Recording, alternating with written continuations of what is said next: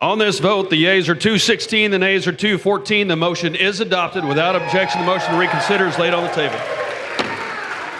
Hey, everybody. Good to see you all. It was a good day in the House, and I told you not to doubt us. The media always does. The Democrats always do, but we get the job done, and we're really grateful to have had the big victory on the floor just now. It was a big one, a very important one.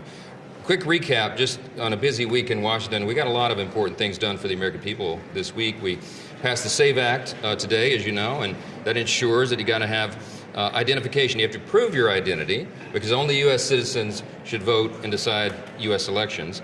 It's already in federal law, but there's no mechanism currently to ensure that that law is always followed, and this measure, the SAVE Act, will help make sure that is true. We passed the No Rogue Rulings Act, which, as you know, will limit the ability of activist, liberal, in this case federal judges, to issue injunctions that will stop a president's policies nationwide. That has been wildly abused against President Trump, and the Congress had an obligation and responsibility, I think, to step in and make sure that we bring that under control. We also repealed some very damaging Biden-era regulations again this week, and we'll continue that work.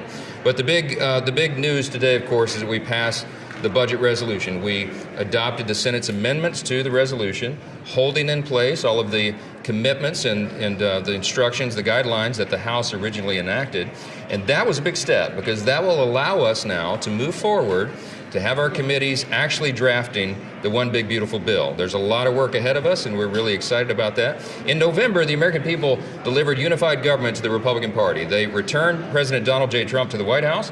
They gave us control of the House and the Senate, and we are going to make good by that. We have a big responsibility. In the budget reconciliation bill, the reason we call it the One Big Beautiful Bill, everybody in this crowd of journalists knows that all the components that will be in that. We're talking about ensuring that the border is secure, having the resources that are necessary to do that. We're talking about getting the American economy going again by reducing regulations. We're talking about restoring peace through strength and making sure we have the measures in place to properly fund those priorities. We have a lot of things, American energy dominance, all the components that will make things better for Americans, drive down the cost of living, and get our economy really going again. And of course, not the least of which, the big components of the One Big Beautiful Bill is to ensure that we don't have the largest tax increase in U.S. history all at once, which is what would happen at the end of this year if we didn't accomplish this mission, because the Tax Cuts and Jobs Act, the tax cuts from the first Trump administration, as we know, would expire. The Democrats, as I noted this morning, have said that we're going to gut Medicaid. It is not true. We're going to protect the benefits that everyone is legally entitled to. The beneficiaries who have a legal right to that, it will be preserved. Those are essential safety net programs that Republicans support. The president has made clear Social Security, Medicare, Medicaid will not take a hit. So you can count on that, and you can watch it develop as we go.